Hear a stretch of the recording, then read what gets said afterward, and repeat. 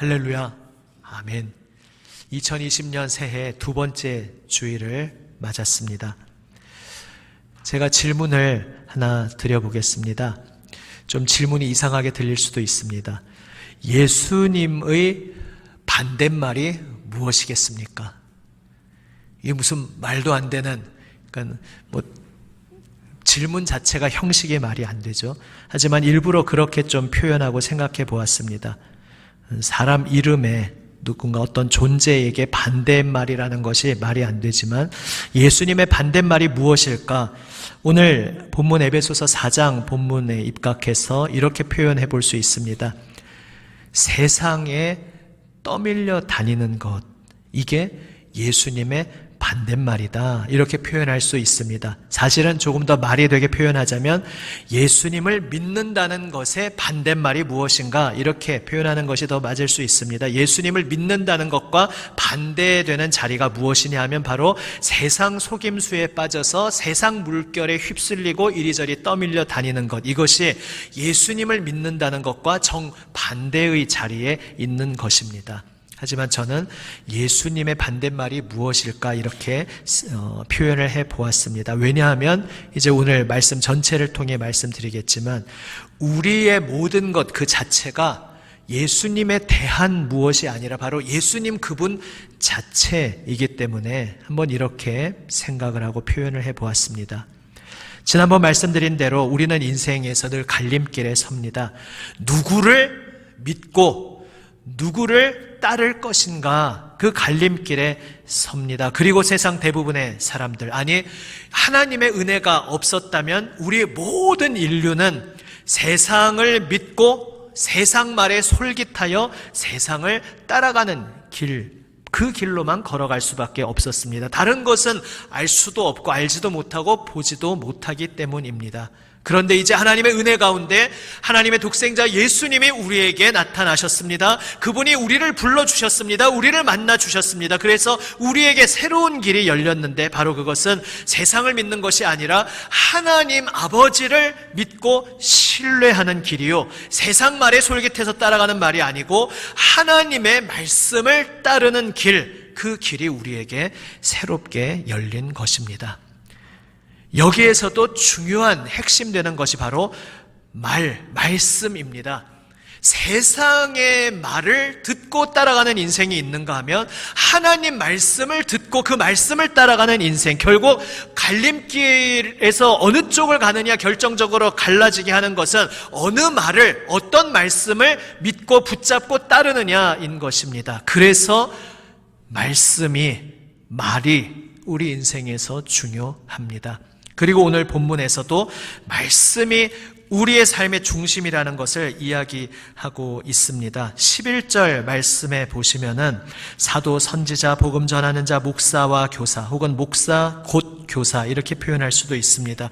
다양한 직임이 나와 있습니다. 이것은 고린도전서나 로마서에 나온 다양한 은사, 또 그 은사에 따른 섬기는 직임, 여러 가지를 거기서 묘사하고 있는데요. 그것과는 조금 다른 어조의 말입니다. 고린도전서, 로마서에서는 교회 안에 이런 다양한 은사로 이런저런 다양한 섬기는 직분이 있다, 이런 것을 말하고 있는 본문이었다면 여기서는 교회 안에 있는 어떤 직분과 은사를 총망라하는 것이 아니라 어떤 특정한 사명에 대해서 말하고 있습니다. 지금 언급된 이 모든 직임의 공통점이 무엇인가 가만히 보면 사도, 선지자, 복음 전하는 자, 목사와 교사, 다 말씀 사역자라는 것입니다.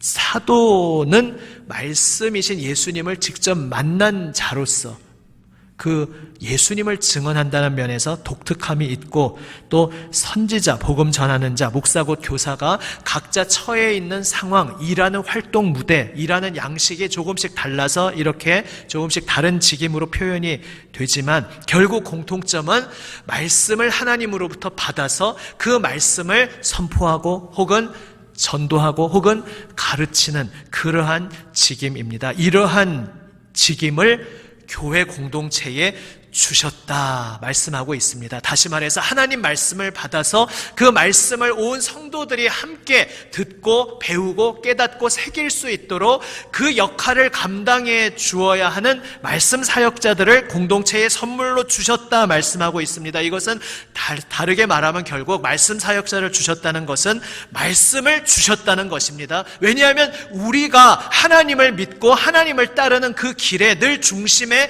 핵심적인 것은 말씀이기 때문입니다. 우리는 말씀을 통해 하나님을 만나게 됩니다. 아니, 만나기 전에 말씀을 통해 우리가 존재하게 됩니다. 이 세상이 창조된 것도 하나님의 말씀을 통해서였습니다. 우리가 구약 창세기만 보면 그냥 하나님의 입에서 나오는 말씀인가 보다 이렇게 생각하는데 훨씬 더 심오한 의미가 있었다는 것을 우리는 신약에 와서 알게 됩니다. 하나님의 말씀은 그 자체로서 하나의 독특한 자아를 지니고 계시는 인격이신데, 그 말씀을 우리 인간의 말로는 다 한 단어로 이렇게 요 한 단어면 그 존재를 딱 설명할 수 있겠구나, 이렇게 할 수가 없는, 인간의 언어를 뛰어넘는, 이루말로 표현할 수 없는 존재이지만 성경의 문맥에 따라서 하나님의 말씀이라고도 표현하고 하나님의 독생자, 이게 이제 그분의 정체성을 제일 잘 비교적 나타내주는 말이지만 역시 우리 인간의 언어로서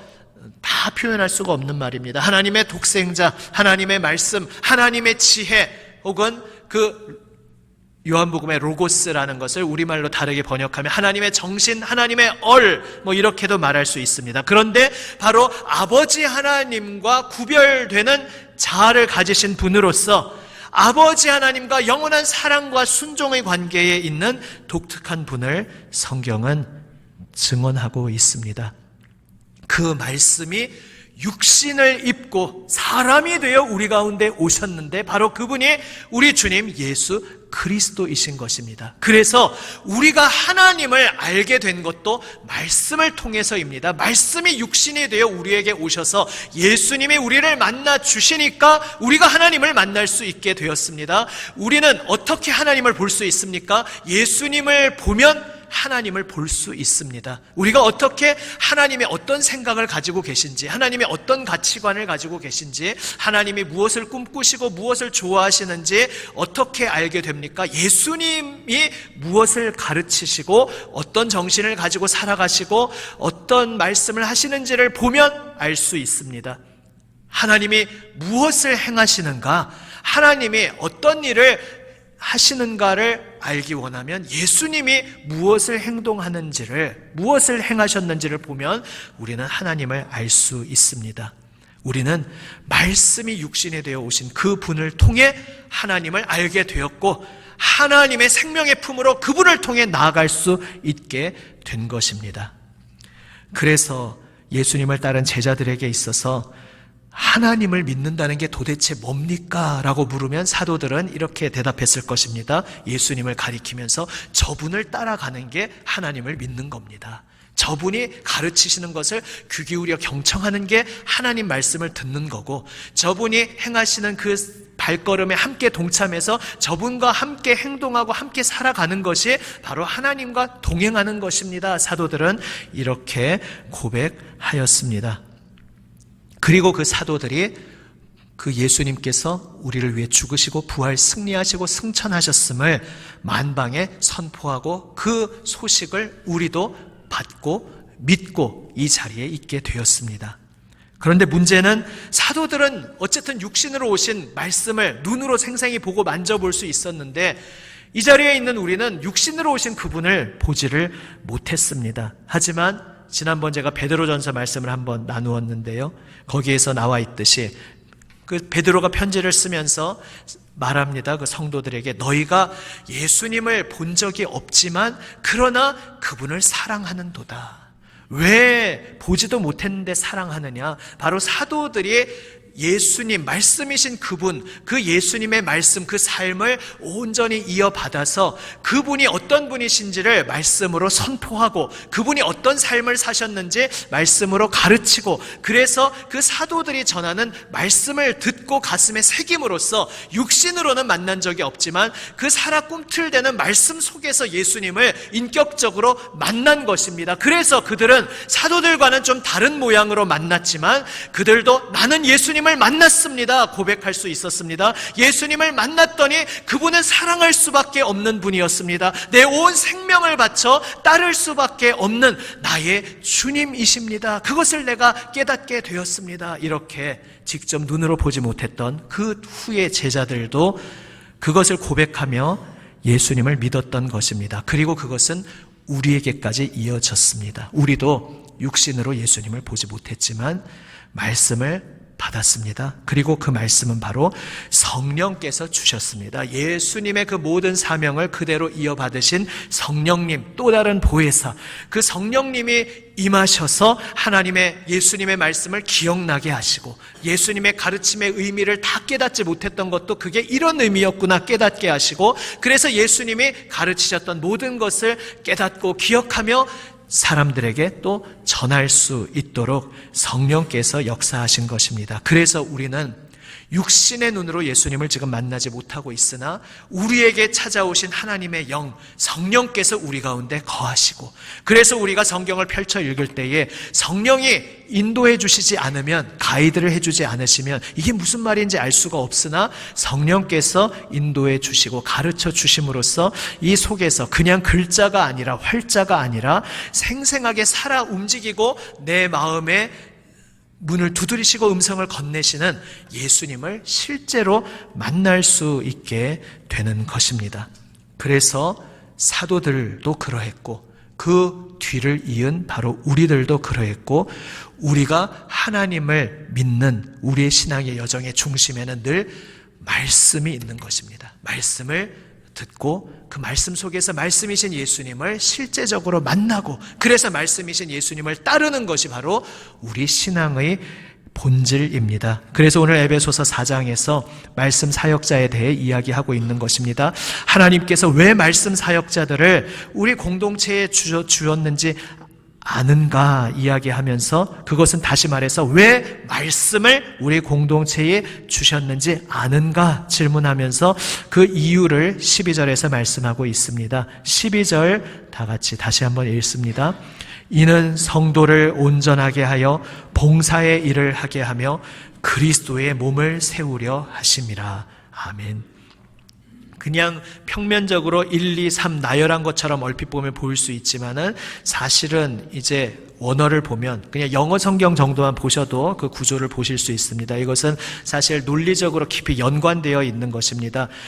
봉사의 일을 할 수 있도록 우리를 온전하게 갖춰주시는 거다, 이런 이야기입니다. 왜 말씀을 주셨는가 하면 우리가 봉사하며 살 수 있도록 우리를 온전하게 구비시키고 준비시키고 갖춰주시기 위함이다. 그렇게 해서 결과적으로 어떤 목적, 결실을 이루는가? 그리스도의 몸이 세워지게 하시려는 하나님의 큰 그림을 위해서 우리가 봉사하도록 갖춰지게 하시기 위해서 말씀을 주셨다, 이러한 것입니다.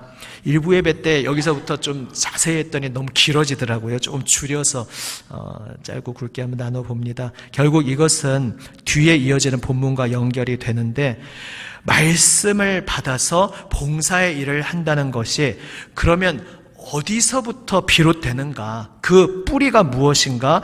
어떤 근거, 어떤 것에 힘입어서 우리가 봉사하며 살 수 있는가? 그것은 처음부터 끝까지 하나님의 아들 예수님으로 인한 것입니다. 그래서 13절에서 이렇게 말씀합니다. 하나님의 아들을 믿는 것과 아는 일에 하나가 되어.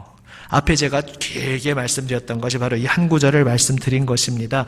우리가 지금 하나님 믿고 살아간다는 게 뭐냐 하면 하나님의 아들 예수님을 만나서 그분을 믿고, 그리고 또 날마다 그분을 점점 더 깊이 알아가는 그냥 그분에 대해 아는 것이 아니라 인격적으로 교제하고, 그래서 우리가 한 사람을 깊이 알아갈 때에 그 사람을 인격으로 알아가듯이 관계가 깊어지듯이 예수님과의 관계가 깊어지는 그분을 아는 자리로 우리를 불러주셨다는 것입니다. 바로 이것이 우리가 온전하게 갖추어지는 길입니다. 우리에게 말씀을 주신 것은 바로 하나님의 아들 예수님을 그 말씀 속에서 만나고, 그래서 그 말씀 속에서 예수님과 점점 더 깊은 교제를 나눌 수 있게 하기 위해 말씀을 주셨다는 것입니다. 우리가 성경을 올해 계속해서 펼쳐서 읽기를 소망하고 그렇게 결단하며 행할 때에, 우리가 성경을 펼쳐서 읽을 때에 우리는 무엇을 기대하고 무엇을 목적으로 하는가? 바로 하나님의 아들 예수님을 내가 더 만나고 그분을 더 인격적으로 체험하고 그분과 함께 깊이 사귀는, 바로 그것을 소원하며 우리는 성경을 펼치는 것입니다. 그래서 그러면 예수님을 더 알아감으로써 사도들이 그러했듯이 우리도 좀 모양, 형태는 다르지만 예수님을 만나고 예수님을 알아가는 것이 바로 우리 신앙의 본질인데, 그렇게 돼서 봉사의 일을 하게 한다는 것이 무엇인가? 15절, 16절에서 그것을 이렇게 더 자세히 표현하고 있습니다. 15절에 사랑 안에서 참된 것을 하여, 여기서 참된 것을 한다는 것은 참된 진리를 말한다라는 뜻도 포함하고, 또 참된 진리의 삶을 산다, 행동으로 진리를 실천한다, 행동한다는 의미도 포함하고 있는 말입니다. 참된 것을 한다, 모르는 말은 아니지만 그냥 좀 막연하게 느껴질 수 있습니다. 참된 것을 한다는 것이 결국 무슨 얘기냐 하면, 지금까지 쭉 말씀드린 그 흐름 속에서 예수님의 말을 내가 받아서 나도 그 예수님의 말을 전하는, 바로 그것이 참된 것을 말하는 것입니다. 참된 행동을 한다는 것이 무엇인가? 예수님이 어떤 행동을 하시고 어떤 삶을 사시는지를 내가 생생히 목격하고 말씀 속에서 만나고 알게 되어서 그 예수님이 행동하시는 것을 나도 따라하고, 예수님이 살아가시는 예수님의 삶의 방식을 나도 따라서 그분의 행동대로 실천하며 살아가는 것, 이게 바로 참된 것을 한다라는 의미입니다. 그래서 바로 봉사한다는 것이 그것입니다. 우리는 오늘날 조직화되고 여러 가지 일로 세분화된 교회 속에서 봉사한다라고 하면 어떤 특정 일들을 생각할 수 있습니다. 어떤 분은 주방 봉사를 생각할 수도 있고요. 어떤 분은 교회에서의 어떤 설비나 기계를 만지는 것들, 혹은 어떤 설비를 관리하는 일을 생각하실 수도 있고, 사람을 가르치고 양육하는 일을 생각할 수 있습니다. 그 모든 것들을 우리가 교회의 살림살이라고 표현할 수 있겠습니다. 그것이 다 봉사의 일이 맞습니다. 그리고 그것은 아주 중요한, 굉장히 중요한 일입니다. 우리가 함께 모여서 교회의 살림살이로 함께 해나가는 것은 우리 교회 공동체가 나아가는, 서로 붙들어주고 밀어주고 끌어주는 핵심적인 일입니다. 그런데 그 일을 하면서 우리가 놓쳐서는 안 되는 것이 있는 것이죠. 내가 지금 하는 것이 무엇을 하는 것인지 그 본질을 우리가 놓쳐서는 안 됩니다. 왜냐하면 내가 교회 공동체 안에서 어떤 구체적인 특정한 일, 그것 하나를 붙잡고 이렇게 하다 보면 어느 시점에 와서 내가 뭘 하고 있는지 그 의미를 망각하고, 혹은 그 의미가 흐려지고 옅어지면서 그냥 하게 될 수가 있습니다. 예전에 몇 번 그 예화를 말씀드렸죠. 3명의 석공이 돌을 쪼고 있는데 지나가면서 첫 번째 석공에게 당신 뭐하고 있습니까? 물어보니까 보면 모르시오, 돌을 쪼고 있지 않소. 그래서 두 번째 사람에게 또 당신은 지금 뭐하고 있습니까? 물으니까 지금 이 자리에 교회당을 세운다고 하는데 그래서 교회당 건물을 내가 짓고 있어, 이렇게 대답했다는 것입니다. 세 번째 사람에게 또 당신이 지금 뭘 하고 있어? 물으니까 하나님의 놀라운 구원의 은혜를 체험한 하나님의 백성들이 하나님께 영광과 감사를 드리는 그 이루 말할 수 없는 영광스러운 감사한 일을 하기 위한 그 예배당을 이 자리에 짓는데, 내가 그 하나님의 아름다운 예배당 짓는 일에 지금 일익을 담당해서 지금 이렇게 돌을 다듬고 있는 것이요, 이렇게 대답했다는 것입니다. 우리가 똑같이 어떤 일을 하고 있을지라도 내가 지금 하고 있는 일의 의미가 무엇인가, 방향이 무엇인가, 본질이 무엇인가를 내가 깊이 느끼면서 하는 것과 그것을 놓치며 하는 것은 일은 되어갈지 모르지만 나에게 그것이 참 복된 의미로 다가오는가 아니면 아무 의미 없이 행하는가 그런 큰 차이가 생길 수 있습니다. 그렇다면 우리가 교회에서 봉사, 각자 맡은 어떤 특정한 자리에서 무언가 아주 작게 보일지라도 그 작은 여러 가지 봉사의 일을 한다는 것이 무엇인가 하면은 아까 15절에서 나누었듯이 예수님의 말씀하신 것을 내가 받아서 그 예수님의 말씀을 서로에게 들려주고 또 예수님이 실천하시고 행동하신 그 삶을 내가 목격하고 따라다니며 배움으로써 나도 그 예수님이 행동하시는 것을 따라하고 예수님의 삶을 따라 살아가는 것, 이게 바로 봉사의 본질입니다. 내가 뭘 해준다, 누굴 도와준다, 교회 공동체가 내가 안 하면 안 돌아가고 멈춰 있으니까 나도 어쩔 수 없이 하나를 담당해서 교회가 잘 돌아가도록 한다, 그 정도의 의미가 아니라 우리가 하는 모든 일은 예수님께서 이 자리에서 사람들을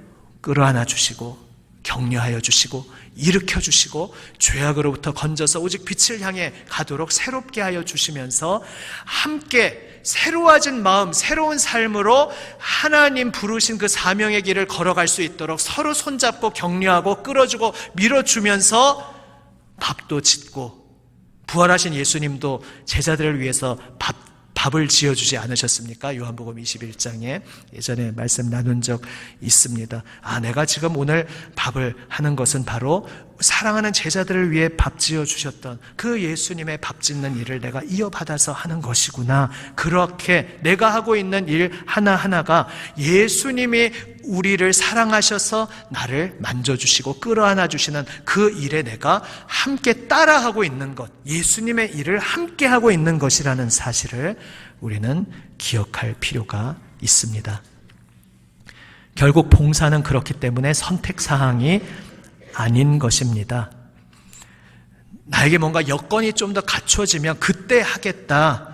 그때는 내가 좀 더 신앙이 좀 더 성숙해질 수 있겠지. 하지만 아직은 아니니까 좀 유보하고 아직은 선택하지 않겠다. 이렇게 내가 취사 선택할 수 있는 것이 봉사가 아닙니다. 왜냐하면 봉사라는 자체가 우리가 예수 믿게 되어서 예수님의 말을 배워가며 그 말을 따라하고, 우리 어린아이들이 언어를 배워가는 것을 보면 너무 신비롭지 않습니까? 그거 참 이루 말로 다 할 수 없는 신비입니다. 따로 이렇게 말하라고 가르치는 게 아닌데 어른들이 주고받는 말을 곁에서 보다가 자기가 말을 배우지 않습니까? 우리가 예수님 곁에 머물러 앉아서 말씀을 펼쳐서 그분을 자꾸 만나고 그분이 무엇을 말씀하시는지 자꾸 접하면서 우리는 예수님의 말을 배우고 예수님의 말을 우리의 삶 속에서도 하게 됩니다. 행하는 것도 마찬가지죠. 어린아이들이 부모로부터 어른으로부터 그 행하는 것도 고스란히 보면서 배우듯이 우리는 말씀을 펼쳐서 그 속에서 예수님을 만나고 예수님이 이것을 행하셨구나, 이것을 붙잡고 이렇게 살아가셨구나,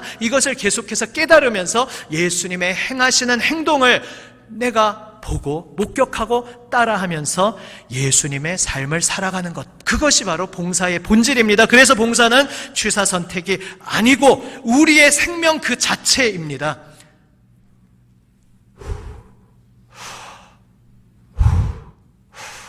제가 지금 무엇을 했습니까? 숨을 내쉬고 들이쉬고 호흡이죠. 호흡도 생각해보면 나름대로 일입니다. 그렇죠? 일이죠. 그런데 내가 이 호흡을 하는 일이 요즘 2020년 들어서는 좀 너무 내가 피곤하고 고단한 것 같아. 올해는 좀 호흡의 일을 잠시 내려놓아야겠다. 이렇게 할 수가 있겠습니까? 그럼 죽는 겁니다. 그 순간. 호흡은 내 생명을 유지하기 위한 나의 기본적인 생명 활동입니다.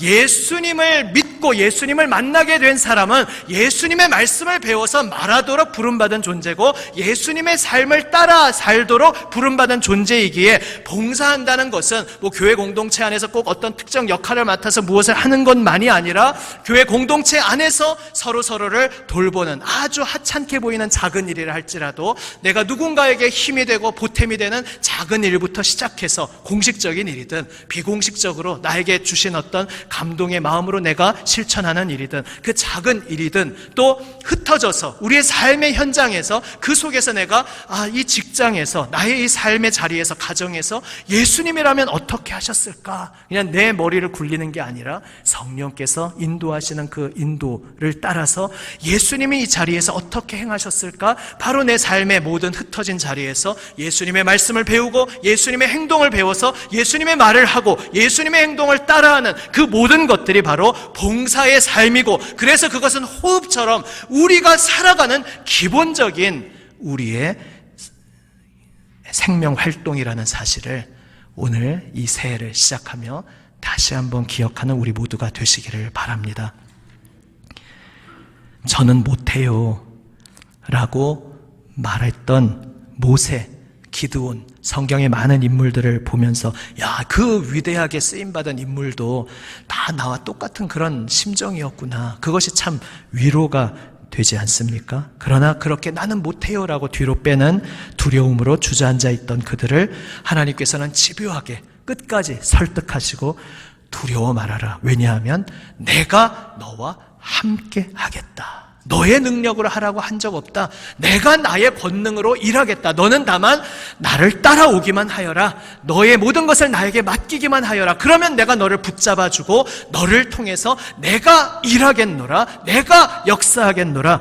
하나님께서는 늘 우리에게 그렇게 말씀하고 계십니다. 이 한 해도 주님, 제가 주님의 말을 배우고 주님의 행동을 배우며 주님께서 한 사람에게 용기를 주시고 사랑으로 끌어안아 주시고 그를 결국 하나님의 생명의 사랑의 품으로 인도하여 주셨듯이 우리 모두가 제각각 형태와 모양은 다 다르지만 또 사람의 가치 기준으로는 되게 작은 일처럼 보이는 일일 수도 있을지라도 그 하나하나 주 예수님께 기도하고 주님을 의지하며 행할 때에 바로 그 순간 그 자리에 내가 하는 말, 내가 하는 행동이 예수님과 함께 손잡고 예수님을 따라가며 하는 말과 행동이라는 것, 그리고 그 자리를 통해 나는 능력이 없지만 주님께서 나와 함께 하시고 나를 붙들어 주시고 나를 통해 일하실 것이라는 사실을 기대하고 믿으며 주님과 함께 생명의 호흡을, 섬김의 삶을 살아가는 저와 여러분 우리 모두가 되시기를 우리 주님의 이름으로 축원합니다. 아멘.